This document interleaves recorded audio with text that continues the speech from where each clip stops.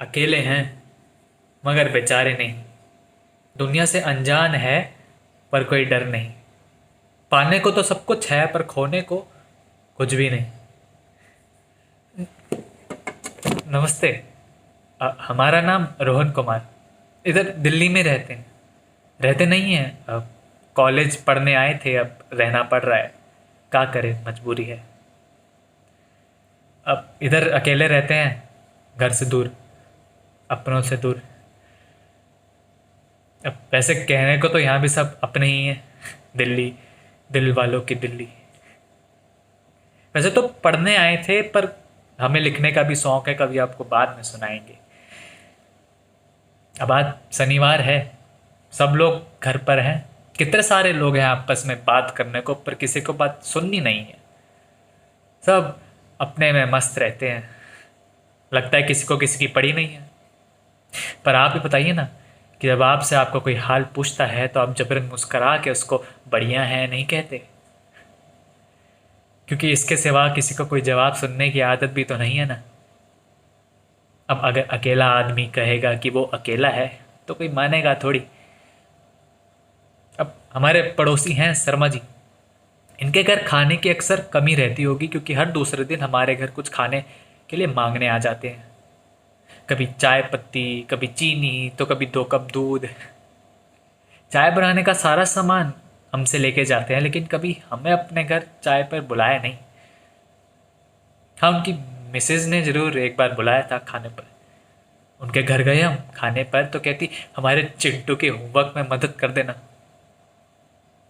क्या करें, यहाँ पे किसी को काम से मतलब नहीं है, सबको मतलब से काम है।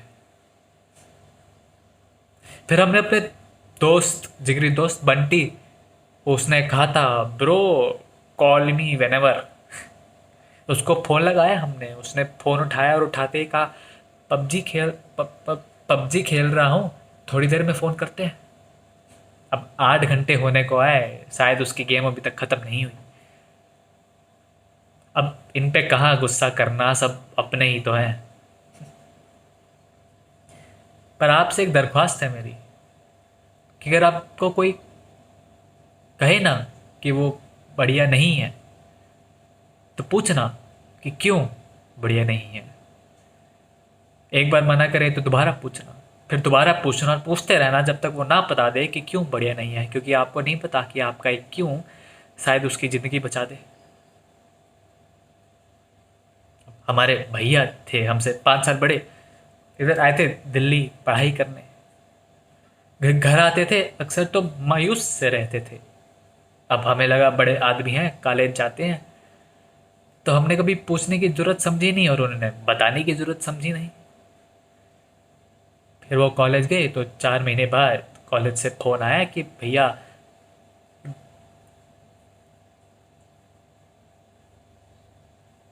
हम सोचते थे अक्सर कि ऐसा क्या हुआ कि भैया को ये करना पड़ा। पर वो कहते हैं ना कि जब तक बात खुद पर ना आए तो आपको पता नहीं चलता कि दूसरे पर क्या बीत रही है।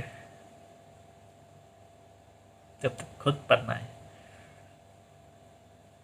क्यों होता है अक्सर जब लोग कहते हैं कि हम तुम्हारा साथ देंगे, फिर जब साथ की ज़रूरत होती है तो वो छोड़ जाते हैं।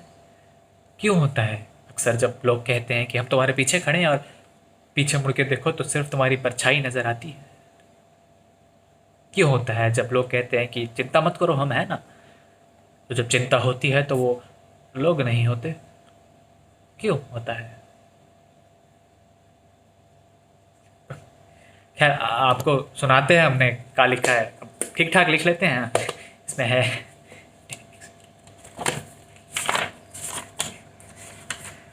लिखे हैं कि अकेले हैं, अरे ये तो पुराने वाला है। ये दुनिया वैसी नहीं है जैसा हमने सोचा था, ये लोग वैसे नहीं हैं जैसा हमने सुना था। ये आप दोबारा, ये दुनिया वैसी नहीं है जैसा हमने सुना था, ये लोग वैसे नहीं हैं जैसा हमने सोचा था। बहुत दर्द भरा है इस दुनिया में, पर ये दर्द आपके साथ कोई बांटेगा नहीं। क्योंकि किसी को कमज़ोर नहीं दिखना, किसी को नीचे नहीं रहना। जब खुशियाँ बांटोगे तो बहुत लोग हाथ आगे बढ़ाएंगे, लेकिन जब अपना दुख बांटोगे तब वही लोग बहाने भी बनाएंगे। ढको चेहरा, लगाओ मुखौटा, बातें भी तो छुपानी है, फिर हंसते हुए सोशल मीडिया पर फोटो भी तो लगानी है।